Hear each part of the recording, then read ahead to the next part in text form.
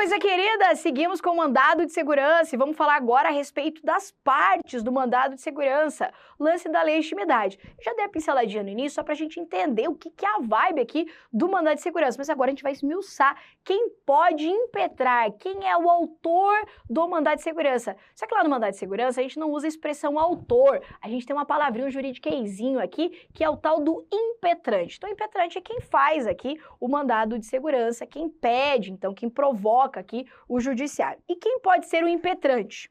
Então, o impetrante, o autor aqui da ação, pode ser aquela pessoa física, mas pode ser também uma pessoa jurídica, e essa pessoa física ou jurídica pode ser nacional ou estrangeira. Então, é cabível, né, mandado de segurança por estrangeiro, que tem ali a violação do seu direito líquido e certo. Pode também impetrar mandado de segurança, vou colocar aqui, ó, os órgãos despersonalizados.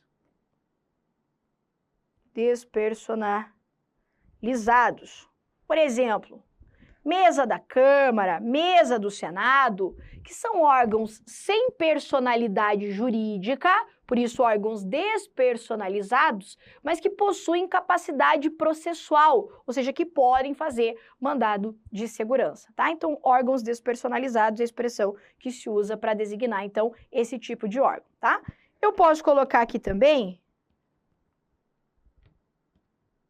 as universalidades.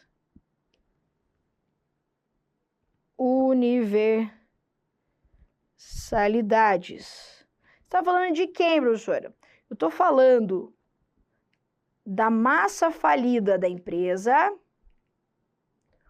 ou do espólio. Meu Deus do céu, professora! Eu não sou da galera do direito. O que é isso aí? Massa falida, espólio, meu amor, resolver isso dá para concurso, vai ter que aprender um pouquinho disso aqui. Deixa eu te falar. Quando a pessoa física morre, então morreu, pá, morreu, ela deixa bens, certo?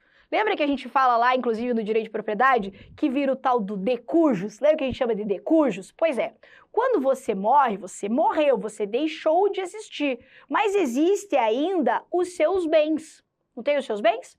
Pois é, esses seus bens aqui, eles formam esse conjunto de bens que você deixou ali, formam o que nós chamamos de espólio. E o espólio não é uma pessoa, porque a pessoa morreu, mas ele tem condições aqui de fazer ações judiciais. Tem o que nós chamamos de capacidade processual. Pode fazer, inclusive, mandado de segurança. Então, por exemplo, lá, numa ação de inventário. Então, morreu, daí tem o tal do inventário, lembra? E o inventário, eu vou te contar, é quando você descobre quem é família e quem é parente. Pode ver, ó. Família unida, meu Deus, é Natal, é a família que se ama, é uma loucura, sabe? Só amor e intensidade. Morre o cara que tinha o dinheiro na família lá. Meu amor, você vai descobrir exatamente quem é aquele tio, aquele irmão, aquele primo lá. Você vai ver que o povo vira no giraia para pegar o dinheiro ali. Você vê que as pessoas, meu amor, elas se revelam, elas mostram quem de fato elas são quando você coloca um negocinho no meio chamado dinheiro. É um negócio que revela a personalidade das pessoas como ninguém. Então você morreu lá e deixou um patrimônio, deixou uma herança. Você virou o tal do decujus, né? Decujus bens a gente está falando.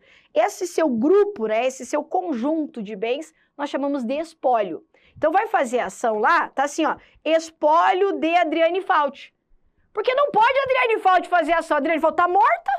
No meu exemplo aqui, né? Deus o livre. Então a Adriane Fauti morreu. Aí ela deixou um conjunto de bens. Quem vai fazer ação aqui? O espólio dela. Então o espólio de Adriane Fauti, que a pessoa não pode, né?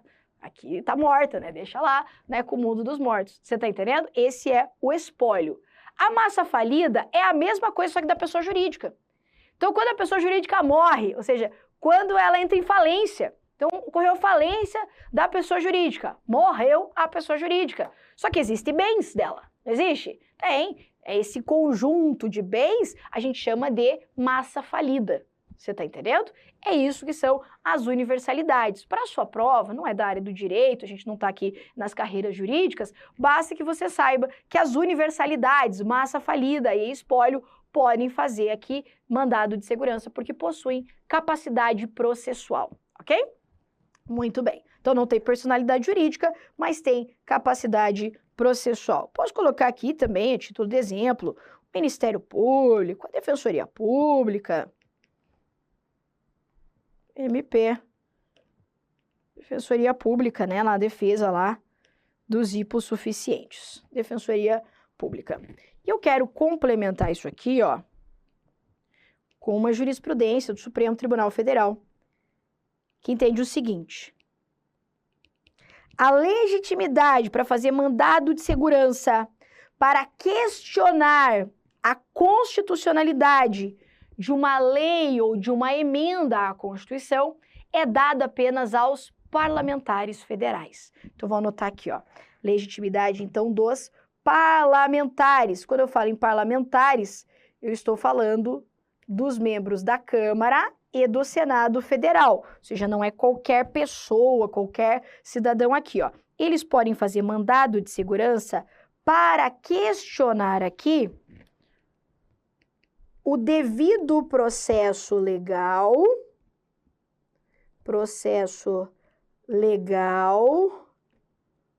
constitucional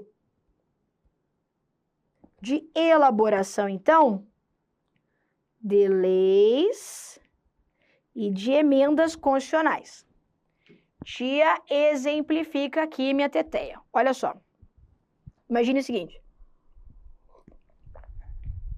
Imagine que foi feito um projeto de lei ordinária, ok? Só que daí aquela matéria, ela não deve ser discutida através de lei ordinária. Vamos imaginar que naquele caso a Constituição exija que deve ser lei complementar, ok? Bem simples. Então, a Constituição diz, ó, essa matéria deve ser objeto de lei complementar. E os deputados e senadores encaminharam um projeto de lei ali no formato de lei ordinária, pelo rito lá da lei ordinária. E um deputado olha e fala assim, gente, ei, vocês não estão vendo? Isso aqui é lei complementar. Não pode ser através de lei ordinária. Se a gente aprovar como lei ordinária, essa lei é inconstitucional. Está errado. Nós adotamos aqui, ó, o processo errado. O rito está errado. Você está entendendo? Aí os deputados olham para ele e falam assim, ai, cala a boca, fica quieto, nada a ver. Vamos fazer por lei ordinária mesmo. Não, mas é lei complementar, gente. Olha aqui, está escrito na Constituição. Aí os caras, ai, fica quieto. Fica quieto aí, fica quietinho lá, senta lá, Cláudia, né? Senta lá e fica quieto. Aí o que acontece? Ele fala, vou fazer um mandado de segurança.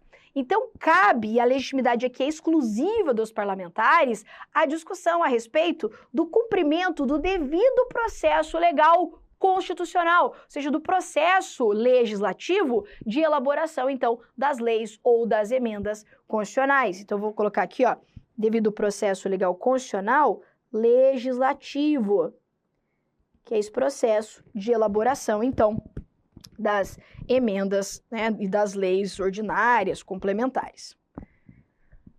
Isso aqui não deixa de ser uma espécie de controle preventivo de constitucionalidade.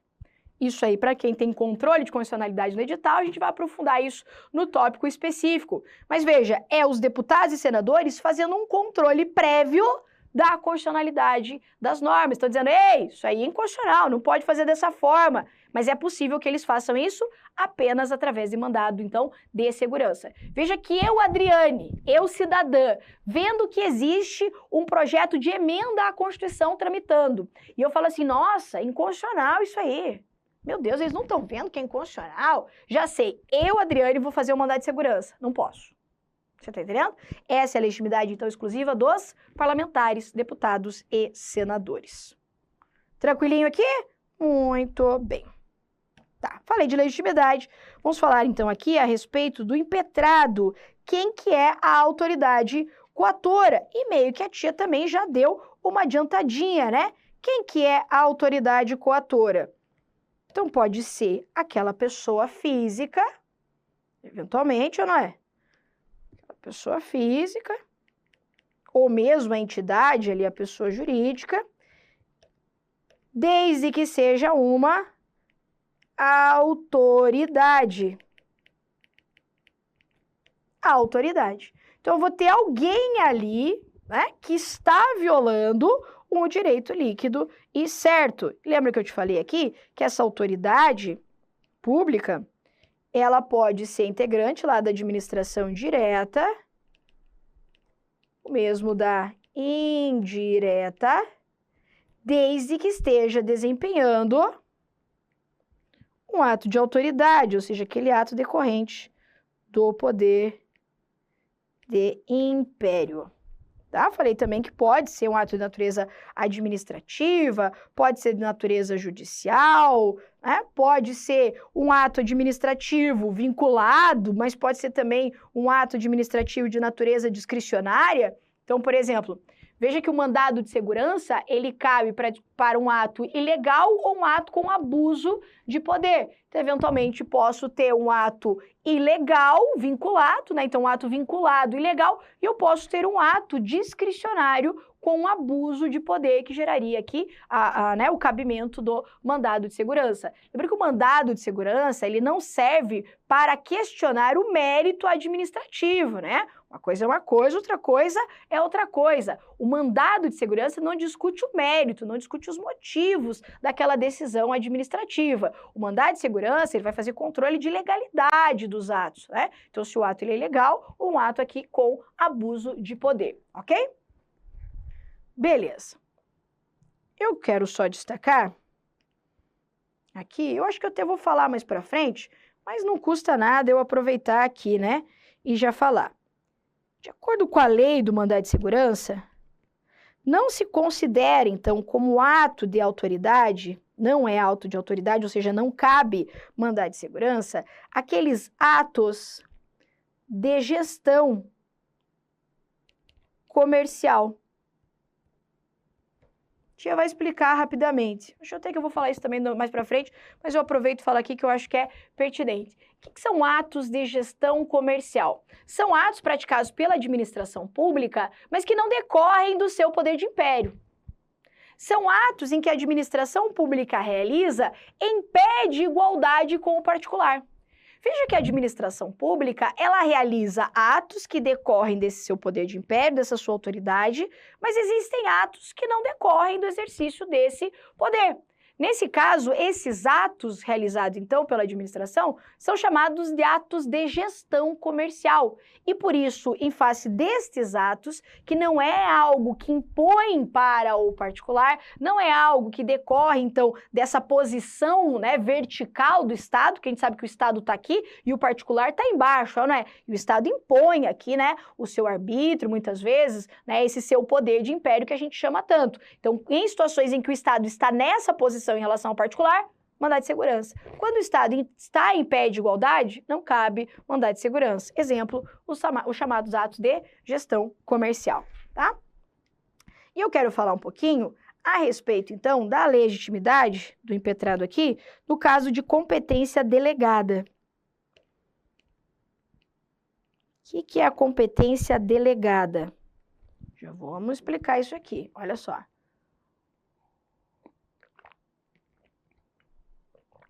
Tomando uma aguinha aqui, senão eu não aguento. Vamos lá. Algumas autoridades podem delegar as suas atribuições. Então, vamos entender aqui, vamos pensar numa coisa que é mais fácil a gente ver. O presidente da República. O presidente da República, ele tem diversas atribuições, não tem? Tem, artigo 84 da Constituição, inclusive fala um monte de competência do presidente. Algumas das competências do presidente, ele pode delegar para, por exemplo, ministros de Estado.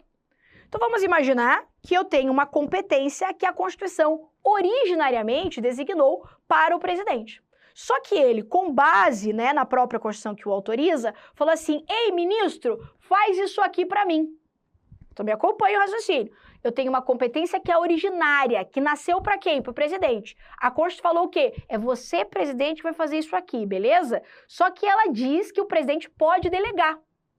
E daí o presidente fala assim, ei, ministro, faz isso aí para mim que eu tomei sem tempão aqui, ó. Vai lá e realiza esse ato. Então, o presidente, ele delega essa sua competência, que é dada a ele de forma originária, para o ministro de Estado, Você está me acompanhando? Tá. Aí vamos imaginar, então, que o ministro de Estado, no exercício dessa competência que o presidente delegou, ele pegou dele e falou, agora faz você, ele vai lá e viola um direito líquido e certo através de um ato ilegal ou com abuso de poder. A pergunta é, contra quem eu faço meu mandado de segurança? Eu faço contra o presidente, que tinha competência originária, ou eu faço contra o ministro de Estado, que recebeu a competência por delegação? E a resposta está nessa súmula aqui, ó, do Supremo Tribunal Federal, que é a súmula 510, que diz assim, ó, praticado o ato por autoridade no exercício de competência delegada, contra ela cabe o mandado de segurança ou a medida judicial. Então, o que essa súmula está me dizendo? Se o presidente passou a competência para o ministro de Estado, e é ele quem violou o direito líquido e certo, é contra ele que você faz o seu mandado de segurança. Entendeu? Então, o impetrado aqui, que a gente chama também de autoridade coatora, que é essa autoridade que está violando o direito líquido e certo, é ela quem vai responder, nesse caso, aquela que recebeu, então, a competência por delegação, tá? Então, vou colocar aqui, ó, no caso de competência delegada, o impetrado é quem recebe a competência por delegação. Beleza? É isso que está dizendo aqui essa súmula 510 do Supremo Tribunal Federal. Prazo do mandado de segurança. O mandado de segurança tem prazo, professora? Tem, sim. O mandado de segurança, ele tem um prazo decadencial de 120 dias. Vamos anotar? Então, qual é o prazo para você fazer o mandado de segurança? Ele é um prazo decadencial de 120 dias. 120 dias contados do quê? Contados, então, da ciência. Da ciência ali formal, né, da violação, ou da ameaça, portanto, né, do direito líquido é certo. Então, prazo meu de 120 dias. Tá, o que significa dizer que o prazo é decadencial? Significa que esse prazo, ele não se interrompe e ele não se suspende. Como assim, professor? Vou te contar a história. Imagine a seguinte situação. Imagine assim, ó. Parece que eu comi um gato. Fala assim, né? Não fala assim? Que no Paraná a gente fala assim, quando a pessoa tá com muita sede, né? Nossa, parece que comeu um gato. Que horror comer gato. Não sempre fala isso, mas fala. Então, olha só. Imagine a seguinte situação. Imagine que você fez lá o concurso, tá? E isso aqui está diretamente ligado com o próximo tópico aqui. Então, vamos imaginar que você fez o concurso aqui, e daí você foi aprovado, então, na prova objetiva, e você passou para as próximas fases. Aí, sei lá, chegou na fase de investigação social, por exemplo, nos concursos tem investigação social, e você foi eliminado do concurso. Como que você soube que você foi eliminado no concurso? Porque teu nome não apareceu no próximo edital, no edital da convocação das próximas etapas. Então, quando o teu nome não aparece, né, no edital que convoca para as próximas etapas, significa que você, né, foi desclassificado, você foi eliminado do concurso na etapa anterior. Então, chegou lá na fase de investigação social, alguém descobriu alguma capivara sua, né, alguma coisa esquisita que estava rolando lá a seu respeito. Aí nem você sabia que tinha alguma coisa contra você. Aí você foi eliminado. Aí você chega para a banca e fala assim, ei, por que eu fui eliminado? Aí a banca fala, ei, você foi eliminado porque existe aqui, ó, essa ação penal que foi instaurada contra você. Aí você fala, ação penal? Que ação penal é essa? Aí você vai lá, vai ver, nossa, tem uma ação penal. Mas você ainda nem recebeu, você nem estava sabendo, você nem foi citado no processo, você nem ainda sabe da existência dele. Você acabou de ficar sabendo, inclusive, ali no curso, né, da investigação social. Aí você chega para a banca e fala assim, banca, Eu nem sabia que esse processo existia. Aliás, eu nem fui citado no processo, eu ainda nem sou réu nessa ação. Por quê? Porque a ação começou e eu nem estava sabendo que ela estava existindo. Então, você foi eliminado aqui, ó. Então, nesse momento aqui, o seu nome não apareceu lá na publicação no Diário Oficial, beleza? Então, a partir deste momento que você soube lá que você foi eliminado porque o seu nome não apareceu no Diário Oficial, que começa a correr o seu prazo de 120 dias. Por quê? Porque os 120 dias é contado da ciência da violação do direito líquido e certo. Então, começou a correr o teu prazo de 120 dias. Aí, você ficou apavorado e me ligou. E falou assim, professora, olha só o que a banca fez comigo. Eu falei, pô, sacanagem, né? Você ainda nem foi citado, né? Presunção de inocência e coisa arada. Aí você fala assim, vamos fazer um mandado de segurança direto? Aí você fala assim, não, eu tô pensando aqui, eu acho que eu vou fazer um pedido de reconsideração para a banca. Eu acho que eu vou fazer um recurso para a banca. Eu falo, legal, faz aí o recurso para a banca. E você faz um recurso, eu te ajudo ali a fazer o recurso e tal. Claro, você me pagando, né, fera? Aqui a gente trabalha, nem relógio trabalha de graça, né, amor? Aí a gente tá lá, faz o recursinho e tal. E daí você fala, não, vou falar para a banca, ó, aqui é a presunção de inocência, eu nem estava sabendo e tudo mais. E você faz, então, um recurso, um pedido de reconsideração para a banca. Vamos imaginar que você faz o seu pedido aqui. Beleza? E daí a banca, neste momento, vamos fazer bem certinho para você entender a linha do tempo. Imagine que os 120 dias termina aqui, tá? O prazo. E daí a banca, nesse momento, claro que ela fala o quê? Não. Não, nada disso. Tá respondendo ação penal, e onde há fumaça, fogo, e papapá, e tá eliminado.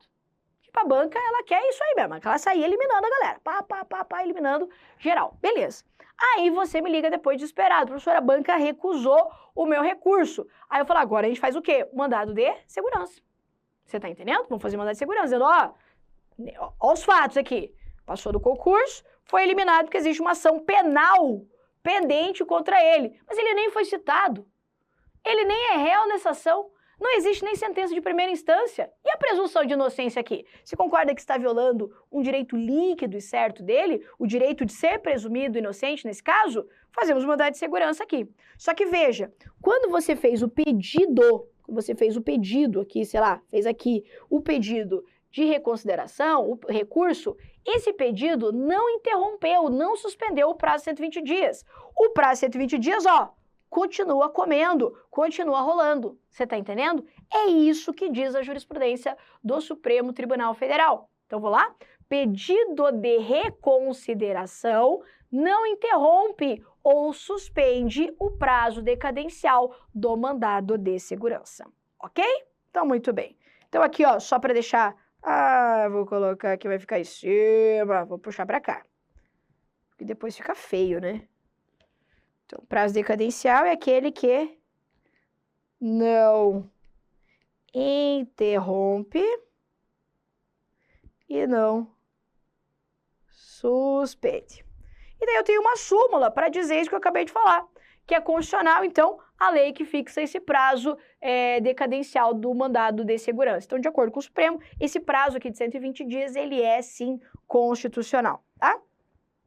Então, pedido de reconsideração, o que você tem que anotar? Não interrompe ou suspende o prazo. Porque daí o que acontece? Muitas vezes o cara faz um pedido de reconsideração administrativo e a administração demora muito para responder. E o cara fica lá, eu vou esperar sair a resposta. Aí você fica lá às vezes esperando a resposta e termina o prazo do teu mandado de segurança. Pronto, perdeu. Você tá entendendo? Então, por isso que é bem importante você saber que não interrompe, não suspende o prazo decadencial de 120 dias, tá? E aqui eu vou aprofundar agora para a questão NASA. Então, a gente veio da questão fácil, média, difícil, talvez aqui uma questão já difícil, e agora, então, uma questão NASA. E sempre nos exemplos, que é muito mais legal quando a gente aprende nos exemplos, né? Que a gente consegue fixar melhor. Vamos imaginar essa mesma historinha. Você foi eliminado lá, né, do concurso na fase de investigação social Você não sabia aí da existência dessa ação penal contra você. Legal. Aí você fez o pedido de reconsideração, você quis fazer inclusive o pedido sozinho, né? Porque eu te cobrei um valor lá para fazer, você falou, Deus o livre, professora, larga a mão, né? De ser sanguinária, de querer arrancar meu couro, né? Ainda nem tomei posse e tal, você já quer me cobrar tudo isso? Aí você falou, não, vou fazer sozinho. Beleza, e você fez o pedido de reconsideração, não deu certo. Daí você me liga, fala assim, professora, vamos precisar fazer um mandado de segurança. Eu falo, sem problemas, estamos aqui para isso. Aí você fala assim, quanto você vai me cobrar? Aí eu falo, X reais. Aí você fala, o quê? Tudo isso? Você tá louca? Não, professora, não vai dar para mim. Eu falo, não tem problema, né? Tem aí muitos colegas, né, por aí que podem fazer. E você fala, é isso que eu vou fazer. Eu vou achar alguém que vai fazer esse processo barateza para mim. Aí você lembra de um amigo seu, brother, hein? Mas brother, quanto brother? Tipo, muito brother. Mas brotheraço. Parça seu, que se formou agora, saiu esses dias aí da faculdade e pegou a OAB, já tá com a OAB e tudo. E você chega pra ele e fala assim, cara, preciso que você quebre isso pra mim aí e tal, desse mandado de segurança. E teu amigo fala assim, o quê? Claro, fera, tô aqui pra isso, tô aqui pra te ajudar. Mas o cara recém-formado tá louco pra pegar um processo, né? E daí ele se fala assim, quanto você vai me cobrar? Aí eu falo, cobrar? Eu vou te cobrar, meu irmão. Aqui, ó, aqui é parceria. Aqui nós estamos fechados. Paga uma caixinha lá, né, caixinha de cerveja no churrasco, que tá tudo certo. Você fala, eita, que me dei bem aqui e tudo mais. Legal. Aí você faz o quê? Você contratou aquele teu parça, teu amigãozão lá. Lembra que o prazo de 120 dias tá correndo. Beleza? Aí esse seu amigo faz o mandado de segurança certinho, caprichou inclusive, né? Pegou lá os modelos massa da internet e tal, se dedicou e fez lá o mandado de segurança. Só que, se tem uma coisa que é difícil nesse tipo de ação, é definir a competência, contra quem se faz aqui, né? Onde se faz o mandado de segurança. E daí vamos imaginar que ele deu uma bisonhada e ele fez o mandado de segurança aqui, ó, num juízo incompetente. Então, ele fez o mandado de segurança, mas ele protocolou o teu mandado de segurança no juízo incompetente. Beleza? Tá. Aí, o que acontece? Depois, vou até diminuir esse prazo de 120 dias aqui para poder caber na minha linha do tempo. O prazo de 120 dias termina aqui, ó. 120 dias termina exatamente ali, tá? Aí vamos imaginar, então ele protocolou, mas protocolou lá no juiz incompetente. Chegou o juiz aqui, ó, e falou assim, ei, cara, não sou o juiz competente para julgar isso aqui. Só que quando você se deu conta que ele não era mais o juiz competente, já tinha passado o prazo de 120 dias. E daí o teu amigo chega para você e fala assim, cara, foi mal, me desculpe, não sei nem o que te falar, fiz uma cagada aqui, protocolei tudo bonitinho, mas no juízo incompetente. Nisso você quer matar o teu amigo, né? Você fala, excomunga ele, xinga ele, né? Fala que vai se vingar dele e tudo mais e me liga. Professora! Então, professora, deu ruim, o que aconteceu? Professora, meu amigo fez lá e tal, só que ele protocolou no juiz incompetente. Aí eu te pergunto, muito malandra, ele fez no prazo de 120 dias? Ele protocolou no prazo de 120 dias?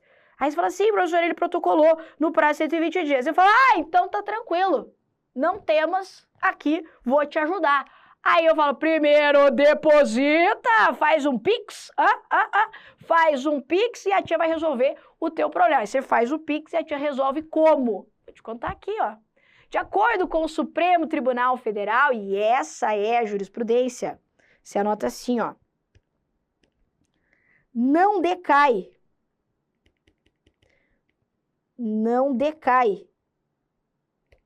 o mandado de segurança que for protocolado nos 120 dias, então no prazo, ainda que em juízo incompetente. O que entendeu o Supremo Tribunal Federal?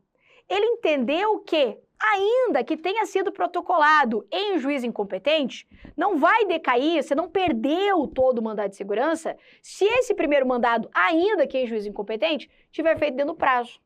Como que isso aqui já foi cobrado pelas bancas? Dizendo o contrário, dizendo que decai o mandado de segurança, ainda que protocolado, né, ainda que feito dentro desse prazo de 120 dias, se for feito perante juízo incompetente. E errado porque não decai. Então lembra da historinha que a tia contou. Então se o amigãozão lá, o Brothers, fez o mandado de segurança dentro do prazo, dá para salvar o mandado de segurança. Agora, se ele perdeu o prazo, aí não dá para salvar. Aí decaiu o direito, perdeu o direito aqui. Você entendeu? Muito bem. Então, olha, eu trabalhei aqui, ó, pra você ter uma ideia, 3 jurisprudências, inclusive jurisprudências sumuladas pelo Supremo Tribunal Federal. Então, primeiro, o prazo decadencial de 120 dias, que é aquele prazo que não interrompe, não suspende. O Supremo Tribunal Federal entendeu, inclusive, que esse é um prazo constitucional. Então, que a lei pode estabelecer prazos para isso. Temos também a súmula 430 aqui do Supremo, que o pedido de reconsideração, vou colocar ele aqui, ó, apesar que eu escrevi em cima, né, que ódio de mim mesma, eu quero fazer o efeitinho para ficar um negócio bonito, e daí faço essas cagadas aqui, né? Então, vou pôr aqui, ó, juízo incompetente. Que é a súmula 430, então, pedido de reconsideração na via administrativa não interrompe o prazo do mandado de segurança. E essa júris aqui do amigão lá, que se fez dentro do prazo, dá para salvar, não decai o direito. Fez fora do prazo, aí não dá para salvar aqui o processo. Beleza aqui? Belezinha. Então vamos ficar por aqui, né? Já encerramos aqui o nosso bloco, então, mas na sequência ainda falaremos um pouco mais a respeito do mandado de... Aqui tô falando com você, né? Eu falando aqui, você olhando na tela, né? Então encerramos esse bloco por aqui, te espero no próximo. Até lá!